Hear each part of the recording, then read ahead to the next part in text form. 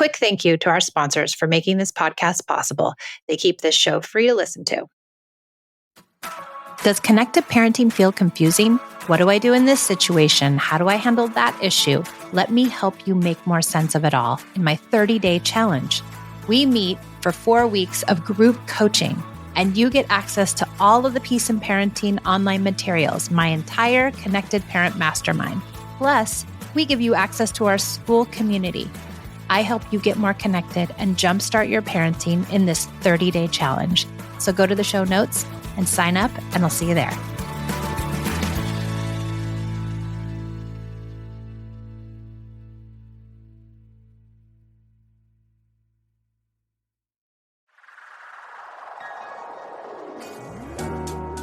Hi, I'm Michelle, a mother of 2 teens. 13 years ago, I traded in punishments and rewards for connection. Now I prioritize relationship over behaviors, utilize play as a parenting tool, and set limits with empathy instead of consequences. Each week, I share my journey and interview clients, experts, and followers. Thanks for joining me on the Peace in Parenting podcast. I'm so glad you're here.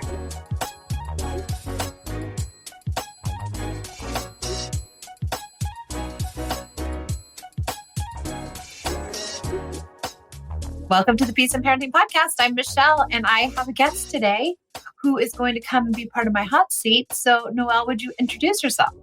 Yes. Hi, I'm Noelle. I'm a stay-at-home mom of 2 from Toronto, Canada. I have 2 little girls, an 8-month-old and a 2.5-month-old. Yes. No, 8-month-old and 2.5. Yes, year old. Yes, that's right. I was like, hold on, that does not mathematically work here. No. 2.5-year-old and an 8-month-old. Mm-hmm. Yep. Okay, good. So we're going to start out with what's hard in parenting right now? Especially with the toddler, it's setting boundaries, punishment, consequences when she doesn't listen. The listening is really, really something my husband and I are both struggling with right now. Yeah. Okay. So let's start there. So when we say she isn't listening, what do we really mean? She's just defiant. Like if we give her an instruction, like, hey, let's not stand at the kitchen sink and play with the water for 20 minutes. Yeah. We take the stool away from her. It's a tantrum. It's a meltdown, right? And we try to tell her it's okay to be sad that mom and dad said no, right? Yeah. But she just goes and grabs the stool again. And it's just this constant back and forth. Yeah. So really, we're talking about maybe cooperation. Yes. Okay. Yeah, that's definitely a better way to put it. Yeah. I think, we often want to say like, they're not listening. I think they're listening. They're listening real good, but they don't want to do what we say. Right. Right. And so I think that's where a lot of people, and I know you're not alone, a lot of people struggle with cooperation. And it's a hard one. Cooperation and connection go hand in hand. So when connection is high, cooperation is high. When connection is low, cooperation is low. Now, cooperation is always hard no matter what. Right. So your little girl just got a new sister 8 months ago. She did. And it's not easy. No. She has been really good with her. Yeah. She loves her sister, but I can tell now that my youngest daughter's name is Lauren. As she's becoming more active, they're starting to butt heads more. Like that sibling jealousy is starting to come into play for them. And when you were a kid, what were you expected around cooperation or being told what to do? Or what was it like as a child for you? What did your parents expect? So I come from a family where my aunt and uncle played a great part of my upbringing. And my uncle was very much my way or the highway. He kind of used fear-based parenting with us. Yeah. And that worked for me. Yeah. He scared me and I listened. Mm-hmm. And I find myself now in I'm going to shout, I'm going to yell at you. So I don't want to scare her, right? But I want you to listen when I'm telling you something. And that's what I'm trying to change. That's like instilled in me that I know I need to work on. What do you remember what it felt like to be scared? Yeah, like I just felt uncomfortable. Yeah. And just like that I couldn't show my emotion around him in a sense that I would get in trouble for being upset. Yeah. I remember we put our dog to sleep like 7 years ago or so. And I remember coming home from the vet and I didn't want him to see me cry because I thought I was going to get in trouble for being upset that we had to put our dog down. Oh, Noelle, that's so hard. Yeah. Yeah. It's hard to be scared. Yeah. Yeah. He didn't necessarily always mean, like he didn't mean to put fear in me, right? No parent. No. But that's just how I took the way that he was parenting us as kids, right? And of course, he didn't know any better, right? He doesn't know any better. And that's the way he was probably raised. But that feeling you had, we don't want your daughter to feel. Correct. Yes. Yeah. And that's why we're here. Yeah, that's why we're here. And we can do better. We can do better. So I think keeping that in mind, like that we don't want to scare her, but we also need her to sometimes do what you ask her to do. Yes. And so how do we do that? We get and build connection. So we want to use those connective tools. Now you mentioned something about punishments and consequences. Are you using punishments and consequences? Just like strikes, like we give her 3 strikes, then it's time to go to bed in the evening if she doesn't listen. I really try to set a boundary and hold to it. Yeah. But we just kind of end up yelling at her, which is not something that I want to do. Yeah. So. Yeah. What would it feel like if I just said no more strikes? I'd be fine with that. Please teach me something. Okay, good. Okay, good. Let's try to not use strikes. Let's try not to use consequences or any punishments, because I think those things decrease connection and they can make a child more defiant. I can see all of these. I just think I lack the skills and the knowledge to do something else. Yes, 100%. So let's get to that piece. We're hitting pause for a moment to thank our sponsors. These brands make sure you can listen to this podcast for free. You know what I don't miss at all? The vicious week before my period. I always used to feel like I was walking in quicksand and craving the most unhealthy of foods. My sleep was always off and my moods were unpredictable. Now it's easier to manage PMS with Estro Control. Happy Mammoth, the company that created Hormone Harmony, is dedicated to making women's lives easier. And that means using only science-backed ingredients that have been proven to work for women. They make no compromise when it comes to quality, and it shows. And the biggest benefit, feeling like myself again. That's what women mention over and over in their reviews, and there are over 14,000 reviews of Hormone Harmony. For a limited time, you can get 15% off the entire first order at happymammoth.com. Just use code PEACE at checkout. That's happymammoth.com and use the code PEACE for 15% off today.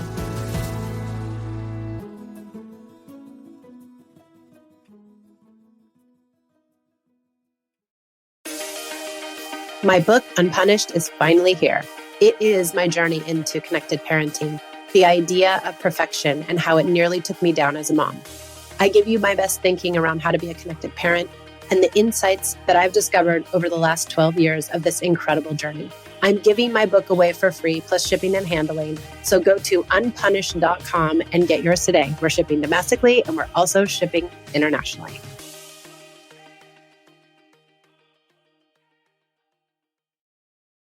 Thanks for supporting our sponsors. Now back to the show. So if we take away the punishments and the consequences over time, we will see an increase in connection just in doing that. So that's one piece. The second piece is that I'd like you to start implementing daily special time with her. Okay. Where you're spending 20 minutes a day with her, one-on-one, doing whatever she wants. And it's every single day. And your husband's doing the same. Okay. So each day she gets 20 minutes of connected time with you and 20 minutes connected time with her. That's not going to fix everything, but it's certainly going to boost getting rid of the punishments, and in introducing that will increase connection a lot. Right. A lot. Okay. What is it about those situations when she won't do what you ask? What is it about it that's hard for you? I think dealing with my own frustration. I have to stay calm so that she doesn't see me getting frustrated. But I'm just boiling, right? It's been a long day. We've got a lot to do. I don't have the time to always be patient. Those sorts of things, right? So then I have to kind of check myself. Yeah. And that sometimes can be hard. Yeah. What do you think you can tell yourself in those moments where you're like really boiling? I just stay calm, Noelle, take a breath, step away for 2 minutes. Doesn't really matter if she's still playing in the kitchen sink. No, it's just water in the kitchen sink, right? Like I Yeah. just have to remind myself to take a breath and come back to it, like from a different perspective or a different angle, and see if we can change the situation. Okay, that's a good thing for you. Now, let's think about these moments where she's having a hard time. And you mentioned limits and boundaries, but I want to really purse away the limits and the boundaries from the consequences and the punishments, because we can have limits and boundaries, but we don't need to have punishments and consequences. In fact, it doesn't sound like they're working anyway. Yeah, no, and they're not. No, they're not. And she sounds strong. She is. And maybe she's sensitive. Yes, a little bit, I would say. Yeah. So that combination of kid is tough because everything in their environment is affecting them. And she's probably deeply affected by her new sister. And so she's maybe vying for attention in all kinds of ways that aren't the most positive. So why don't you give me a scenario of a time when, do you want to use this kitchen time, the water time? Sure, yeah, we can use this. Yeah. So tell me what happened. I should have a different time. That might be. Tell me that time too. Okay, so we put her in toddler soccer. Oh, and it's, except for she doesn't, like you said, want to cooperate in soccer at all. Okay. And like my family comes to watch her. She wants to kick the pylons and pick the grass. And I'm like, can we please just do one drill that they're asking? Yeah. Now, last night I did use like the 3 strikes. I remained calm because I was like, this is just soccer. Doesn't matter. But on the 3rd strike, we were 45 minutes in and she wasn't listening and she was running through all the fields beside us with kids playing. And I just calmly said, okay, Haley, it's time to go home. You don't want to be here? That's fine. We'll just go home. And I tried to keep my tone like even with her. There was no punishment. It was just like, if we're finished, that's okay. We're just going to move along and go home. Yeah. So that's a moment when I really had to keep myself calm and just remember, like, it's just soccer. This isn't going to matter next month, next week, come the fall. Like, we've made the most of whatever this will be. Yeah. That was amazing. I mean, do we think soccer maybe isn't her thing right now? It is not. Yeah. I don't think soccer is her thing. And I think it's okay to say that at 2.5, like, we don't have to do something that doesn't work. Yeah. Yeah. And so, great. You left, and was she okay with that? No. Oh, she wasn't. She wanted to stay. She kicked the chair and screamed the whole way home that she wanted to go back to soccer. So, yeah, it's just so hard because she's excited to get there. She's excited to put on her soccer shoes. But then when we get there, there's no cooperation. Do the coaches, Matt? Did the coaches care? It's parent taught. So they have an instructor, but it's a lot of like, we have to do it with her. And I thought that would be nice because then it does give her that time to be a one-on-one with either myself or my husband while we're doing this stuff together. Right. And it's not working out that way. So. And so are any of the parents saying like she can't do what she's doing? Or are they okay with her just doing what she wants? No, they're okay with her just doing what she wants because she's not the only toddler not listening, right? Right. So that's what I'm thinking. Like, why does it bother you that she's just running through the fields? I'm not sure. It's just I guess it's just my own. You want your kid to be the one that listens. You want your kid to be the one that cooperates. I guess it's just me that it bothers more than it bothers her, right? Yeah. I wonder, were you the kid? You were obviously the kid that had to listen and had to do what you were told. Yes. And that was the expectation. It was, yeah. So when you see her, what do you think when she's doing these running through the field and not listening? Like, I just see a kid misbehaving and being bad, I guess, essentially. Right. But I see how you just kind of circled that back to me, how that was my expectation that was given to me growing up. And now I am instilling that expectation into her. Yeah. I think she's doing just fine for a 2.5-year-old. She's there. She wants to be there. She has her soccer shoes on. I think you did it. Yes. I think maybe we should take a look at our expectations for a 2.5-year-old. Yeah. Yeah. We should really lower them way down to the ground. Yes. Yes. And I have to like remind myself and my husband sometimes where I'm like, she is only 2.5, Yeah. especially when she throws fits or she gets upset in front of family. Yeah.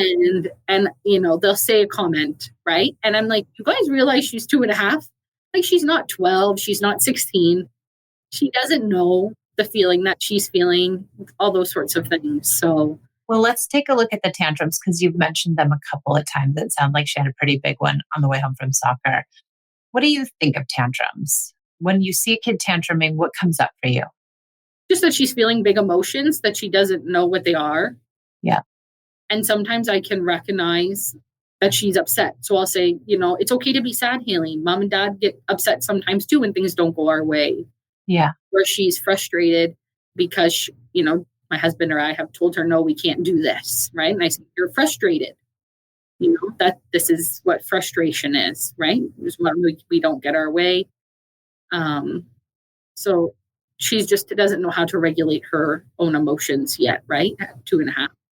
Totally. I think you hit the nail on the head. That's exactly right. She doesn't know how to express herself and she's just having her feelings. And, my mentor, Patty Whitfler, always used to tell me kids that age should have several tantrums a day because that's what's healthy. Right. It's a way for them to expel the hard feelings. It's a way for them to unclog their psyche. It's a way for them to express themselves. And if they don't, where do the feelings go? Yeah. But I don't want her to hold them in. That won't do her any good. No. So maybe we can say, oh, yes, she's having a tantrum. Yes, this is a good thing. I want her to have a tantrum. I want her to get it out. Please have it. I'm here. I hear you. I understand. It's so hard. Okay. We can have that as our expectation that it's good and that she's going to have a lot of them. Right. Will it help us relax into them when they come? Yes, probably. Yeah. I think that mind shift of just and being like, she's 2, this is okay. This is healthy behavior for her versus, oh, she's bad because she's having a tantrum, which I think society as a whole looks at a toddler having a fit and goes, wow, she's a bad kid. She's not listening. Right. But they forget she's just 2.5. Yeah. Doesn't know, how to feel. No. And how many adults do you see have tantrums? A lot. I have my fair share. I have one too. I've had them as well recently. And so it's like we have these very high expectations of children that are not fair. Yeah. And of course, we all get sucked into it because it's everywhere around us. We can't help but get sucked into it. Yeah. And then we might start thinking that we're a bad parent because our kid isn't doing soccer right or is tantruming or isn't, doing as we ask. And so then we start to think, oh, I'm a bad parent because I can't get my kid to do the right thing. Yes. And that's how I felt at soccer. I'm like, it's just my kid that's running across every other game, right? But then I turn around and see another toddler like not cooperating. And I'm like, okay, it's not just my kid. No. Soccer for 2.5-year-olds. I mean, I commend you guys for even trying. Yeah, just something to get her out of the house one evening, right? So exactly. Let her run everywhere she wants. She doesn't know what soccer is. She has no idea what you guys are asking of her. Yeah. Yep. If she's here to run in the field, that's okay. But I want to give you one practical thing that I think also will work. Okay. Give me another time where she was not cooperating. We can use the water one if you want. Okay, yeah, let's use the water one. Okay, yeah. So tell me what happened. So she has a stool in the kitchen. She loves to wash her hands, but the wash her hands is just play with the kitchen sink, play with the water coming out of the faucet. And it makes a mess for me. And she gets soaked. And I'm like, Haley, get down. We don't play in the kitchen sink, right? I might give her a minute. Get down. No, I got to wash my hands. And it's like, I love that you want to wash your hands, but we don't play here. And then that leads, when I take the stool away, that leads to a meltdown, which is just now a healthy way of her releasing her emotions. But yeah. Okay, good. Let's start there. So maybe instead of saying, get down, or you need to stop, maybe we can have a more positive way of saying it that could be helpful. Maybe we can also introduce a washing your hands song. We can introduce some sort of game around like, wash your hands, 1, 2, 3, wash your hands, you and me, get the soap, get the water. Like, what can you do to be fun and playful around washing your hands. And then you say, okay, we're going to have 3 rounds of washing our hands with the washing our hands song. And then we're going to turn off the water. Okay. And so let her have her time. She gets 3 rounds. It's, goodly amount of time to wash her hands and play in there. And then when it's time to turn off the water, you're going to say, okay, Haley, honey, I want you to turn off the water, please. And you want her to turn off the water. Okay. And if you can't turn off the water, then you're going to say, little girls who can't turn off the water are going to have to wrestle their mommy. Can you get her off with connection? Can you get her to wrestle with you and turn off the water? Instead of being like, stop, turn it off, get down. No, we can't. And then you resort to just pulling her away from the water. Can we come with play and positivity to get her to cooperate using connection? Yes, I definitely think so. It's not going to work every time. No. But it will work a lot of the time. Yes. And I have some of the stuff you have shared on Instagram. I have noticed that when I have spent even 15 minutes with her, just one-on-one playing. And then I say, okay, Haley, let's go and put our pajamas on. She is more willing to go with me to put the pajamas on because we've had this fun time together. So I have seen this work. Yeah. It's just the mindset of doing it consistently, I think, and trying to teach it to my husband. That's challenging, right? Yeah, we weren't raised like this. Nobody did special time with us. Nobody did games to wash our hands. Nobody let us run around the soccer field like maniacs. This is all so counterintuitive. So every day we're like, wait, hold on. Are you sure this is what I'm supposed to be doing? Aren't I supposed to be yelling at and sending people to timeouts and giving them 3 strikes and doing all these things? And it's very counterintuitive. So that's the thing you're fighting in your head. Yes. And you're fighting the narrative from family members that chirp in your ear. That's hard as well. So, and you can just say, you know what? Guess what, Grandma? Guess what, Mom? We do it this way in our house. Yeah. This is the way we're going to do it in our house. Mm-hmm. Don't let them infiltrate your space. Yes. Inside your head. And you surround yourself with as many people as you can that are doing it this way. Yeah. My husband and I have had conversations where our parents have had 30 years to raise us how they wanted, right? And, it worked out and we're good people and stuff. But now it's our turn to try something different and to see what the result could be. And I think we're both on the same page about wanting to make some changes. So, and, in the doing parenting this way, you're going to get what looks like more off-track behavior because you're allowing for it. Okay. And so don't think you're on the wrong path when she has tantrums or when she says no, or when she's running around the field or whatever she does. Don't think you're on the wrong path because I can tell you long term, it works and it works really good. Okay. Don't doubt yourself. So, yeah. Okay, good. So you're going to have special time, the 20 minutes of play every day, you and your husband.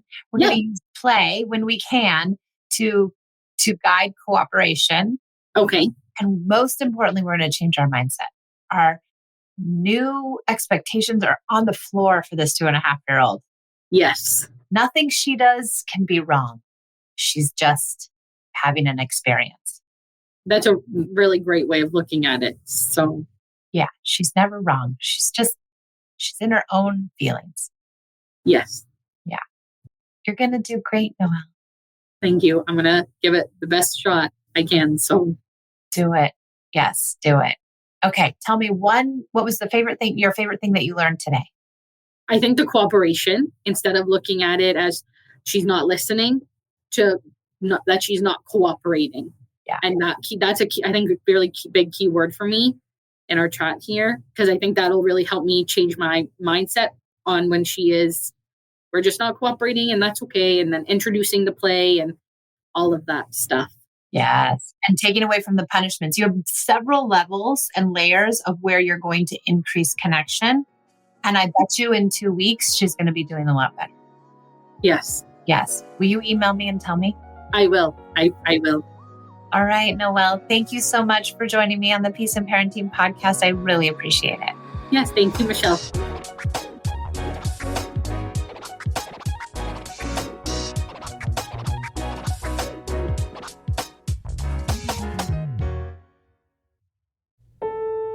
was a time when summer surprised us, when galleries opened minds, adventures opened hearts, and we all remained open to whatever the day might offer.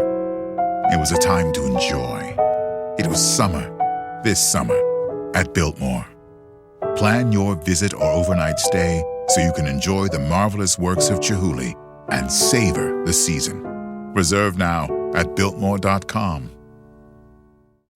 When you need mealtime inspiration, it's worth shopping Kroger, where you'll find over 30,000 mouth-watering choices that excite your inner foodie. And no matter what tasty choice you make, you'll enjoy our everyday low prices, plus extra ways to save, like digital coupons worth over $600 each week. You can also save up to $1 off per gallon at the pump with fuel points. More savings and more inspiring flavors make shopping Kroger worth it every time. Kroger, fresh for everyone. Fuel restrictions apply.